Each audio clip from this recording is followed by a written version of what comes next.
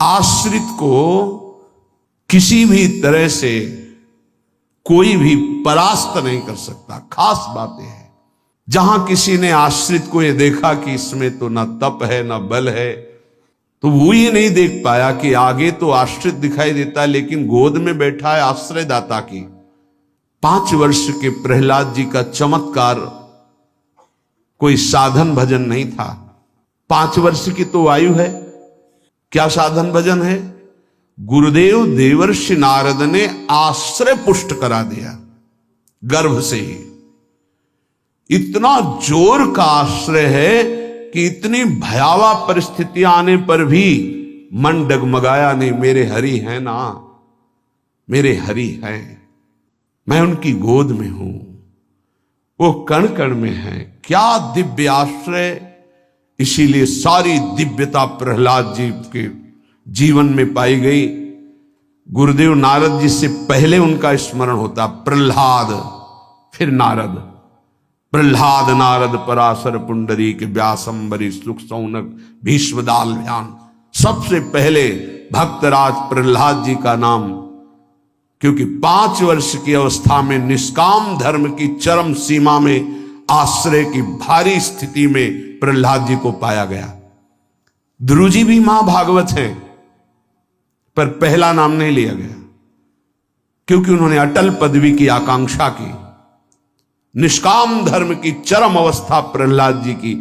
नरसिंह भगवान प्रकट हुए और पूरी लीला करने के बाद प्रहलाद जी को गोद में बैठाल के कहते, मेरी आज्ञा है, आप वरदान मांगो।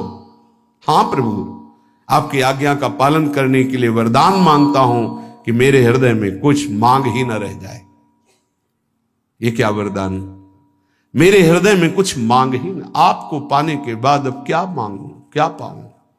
आश्रय, दृढ़ आश्रय। ये देहाभिमानी की समझ में नहीं आएगा।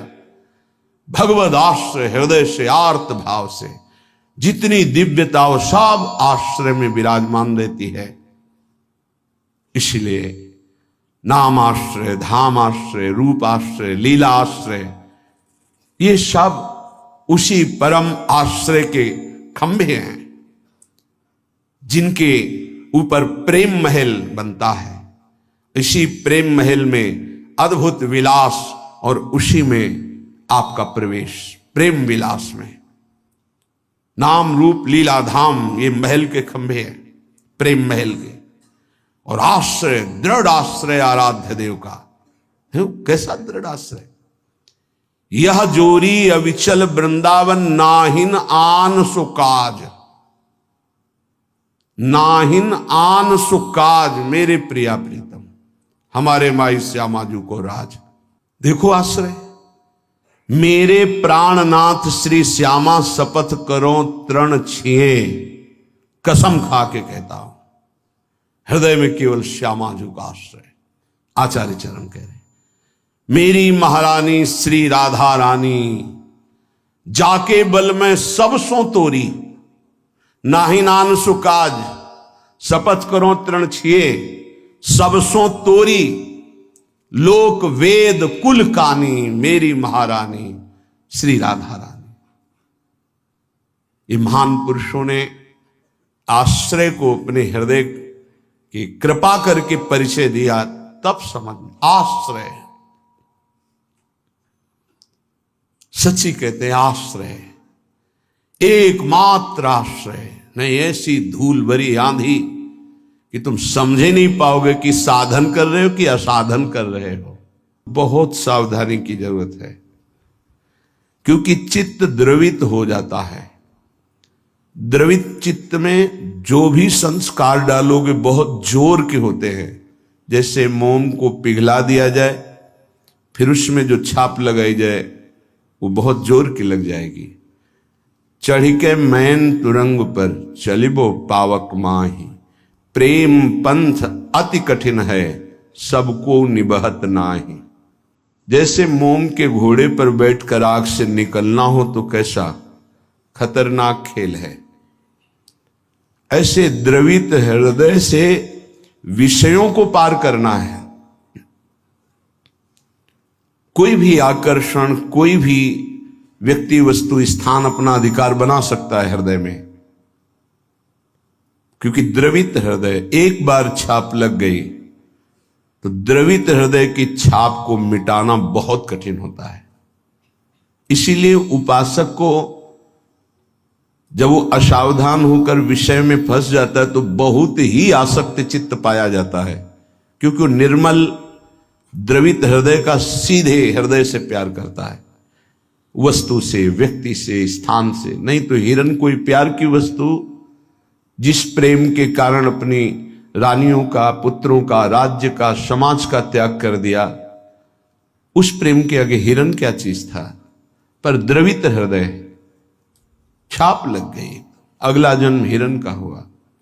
द्रवित हृदय उपासक का होने लगता है।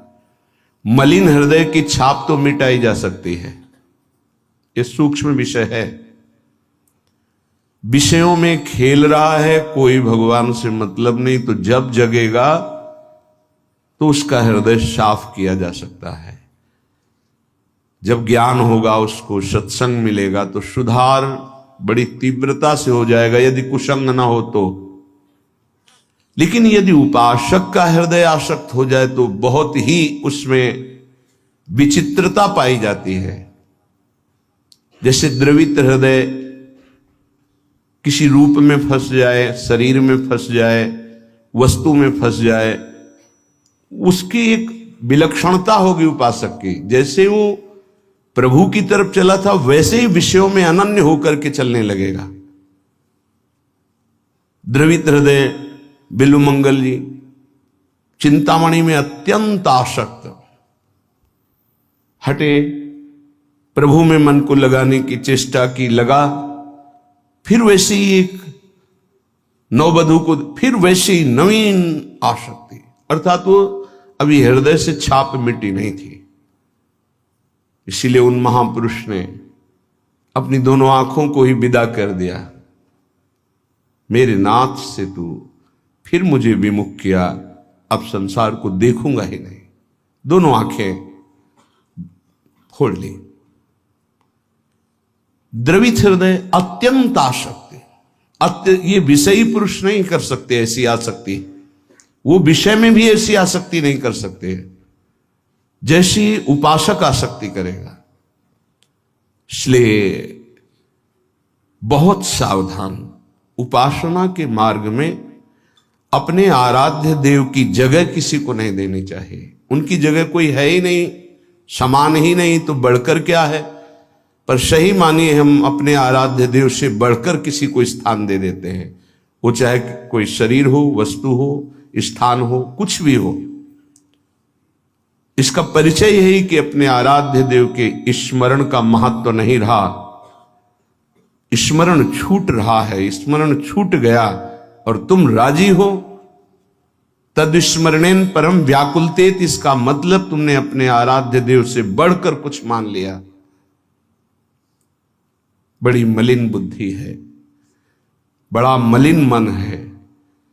इष्ट कृपा, गुरुदेव कृपा अवसर आता है मुक्त होने का, इंद्रियों को संयम में कर कर प्रेम समुद्र में डूबने का। पर धिक्कार है ऐसे मन को, ऐसी बुद्धि को जो पुनः मलिन भोगों में फंसा देती है, मलिन संसार के राग में फंसा देती है।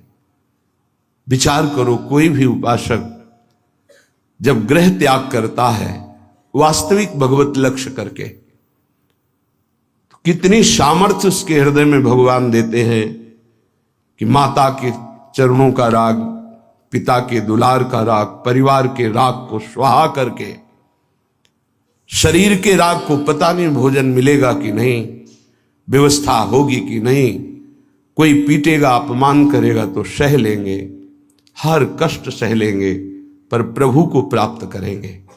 हृदय का लक्ष्य ये होता है हर उपासक के, जो ग्रह त्यागी होता है, जो वैराग्यवान होता है, जो भगवत मार्ग का निश्चय करने वाला होता है, इतना सुंदर दृढ़ संकल्प करने वाला,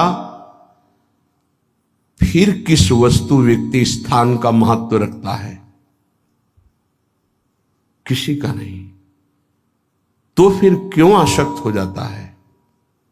बड़ी लंबी लंबी यात्रा करके भगवत मार्ग की, फिर किसी क्षुद्र विषय में विश्राम मानने लगता है, मनोरंजन करने लगता है। जहां दिन प्रतिदिन वैराग्य बढ़कर के उपरति की स्थिति में आना चाहिए, वहां वैराग्य घटकर राग की स्थिति में आ गया। किसी वस्तु, व्यक्ति, स्थान की प्रियता ने अधिकार कर लिया हृदय में। ये भारी विडंबना, माया का प्रबल आकर्षण। बड़े कृपा पात्र हैं, उनके चरणों की वंदना करता हूं जो उपासक अपने आराध्य देव की जगह किसी को नहीं देते, अपने आराध्य देव के समान किसी को नहीं समझते, अपने आराध्य देव के लिए सर्वस्व त्रिभुवन के पद भोगों का त्याग कर देते हैं। सतरति सतरति सा लोकान तारयति, वो तर जाते हैं, वो लोगों को तार देते हैं। ऐसे महापुरुष बिरले होते हैं। भगवत कृपा से जो मार्ग मिला है वही मार्ग है। मम भक्ति युक्तो भुवनम पुनातु, मेरी भक्ति से युक्त हृदय वाला संपूर्ण लोकों को पावन करने की सामर्थ्य रखता है।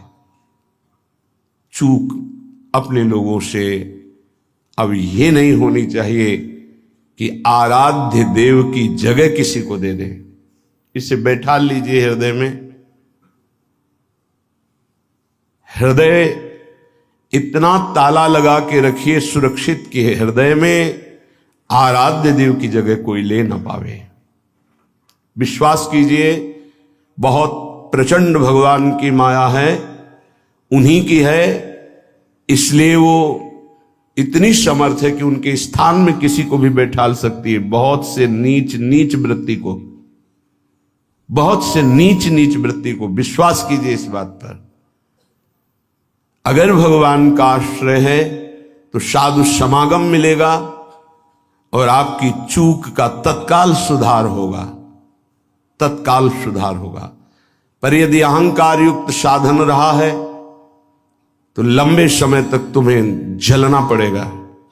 जब तक अहंकार गलित होकर आर्त भाव से पुकारोगे नहीं कि नाथ मुझे बचा लो, तब तक ये माया पछाड़ती रहेगी।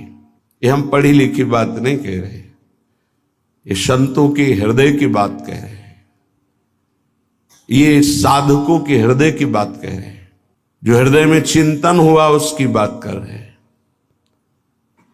अगर हृदय को तन्मय किया जाए तो पूरे विश्व ब्रह्मांड में जितने हृदय, सब हृदय की बात हृदय में आ जाएगी। जैसे ध्रुव जी ने अपनी प्राणवायु बंद की तदात्म भाव से, तो संपूर्ण विश्व की चराचर जीवों की वायु अवरुद्ध हो गई, क्योंकि परमात्मा हृदय में विराजमान है। जो उसको जागृत कर लेता है तदात्म भाव से, जो पूरे विश्व को अनुभव करा सकता है। इसलिए मम भक्ति युक्तो भुवनम पुनातु। उपासक आश्रय से भगवत प्राप्ति होती है। इतना दृढ़ आश्रय, अन्य अवलंबन न हो, अन्य आश्रय न हो। जब तक शरीर का आश्रय रहता है तो देहाभिमान स्फुरित होता है। देहाभिमानी सोचता है कि अगर हम भगवान का आश्रय लिए तो हमारा साधन छूट जाएगा, क्योंकि साधन से देहाभिमान की पुष्टता होती है। मैं करता हूं, अहंकार विमूढ़ात्मा करता हमिति मन्यते। और जब हम आश्रय पर चित्तवृत्ति देते हैं, निरंतर उनका चिंतन, निरंतर सेवन, निरंतर गायन, निरंतर आश्रय, तो अभिमान गलित होता है। ये आंतरिक युक्ति है। अभिमान न रहे तो किसी विकार की ताकत नहीं कि हृदय में प्रवेश कर जाए। भ्रम तभी माया पैदा करती है जब अभिमान होता है। गरुण महाज्ञानी गुण राशि, महान ज्ञानी भगवान के वाहन, जिनके पंखों से सामवेद की ध्वनि निरंतर होती रहती है, उनको भ्रम हो जाना, बड़े आश्चर्य की बात है। भगवान के नित्य सेवक, नित्य दास जब हरि विराजमान होते हैं तो उनके पंखों से साम वेद की स्तुति होती रहती है। परम पवित्र, उनके हृदय में भ्रम हो जाना, ये श्री भगवान है जिनको एक निशाचर नागपाश में बांध देता और मैं मुक्त करता हूं, उस समस्त जगत को मुक्त करने वाले प्रभु है? नहीं, कैसे प्रभु हो सकते हैं? इनकी तो दशा में देख रहा हूं, नागपाश में कैसे पीड़ित हो रहे हैं। भ्रम हो गया। क्यों भ्रम हुआ? परम ज्ञानी भगवान शंकर उमा जी से कहते हैं, कीन होश कबहूं अभिमाना, सुख होवन चाह कृपा निधाना। मैंने भगवान की कृपा से जान लिया कि गरुड़ जैसे महापुरुष को जो भ्रम हो गया, व्याकुलता हो रही है, इनका चिंतन बदल गया, इसका मतलब इन्होंने कहीं अभिमान किया, उसी को खोना चाहते हैं प्रभु, इसीलिए इनको भ्रम हो गया। नहीं तो ये तो महान परम बंदनी भगवान के पार्षद है, इनको भ्रम कैसे हो सकता है? सोचो, इतनी ऊंचाई तक माया अपना दांव चाल चल सकती, तो हम आप क्या चीज हैं? दैन्य, दैन्य होकर के, भगवद आश्रित होकर के फिर जो नाम जप करना, वाणी गायन करना, परिक्रमा लगाना और जो साधन है, ये कृपा से देखा जाता है। इसमें अहम नहीं होता, मैंने किया, मैं ऐसा नियम लिए हूं, मैं ऐसा संकल्प किए हूं, मैं करता हूं। नहीं, मेरे स्वामी, मेरे आराध्य देव मुझसे नाम जपवा रहे, परिक्रमा लगवा रहे, धाम वास करवा रहे, किंचन मात्र अहम नहीं।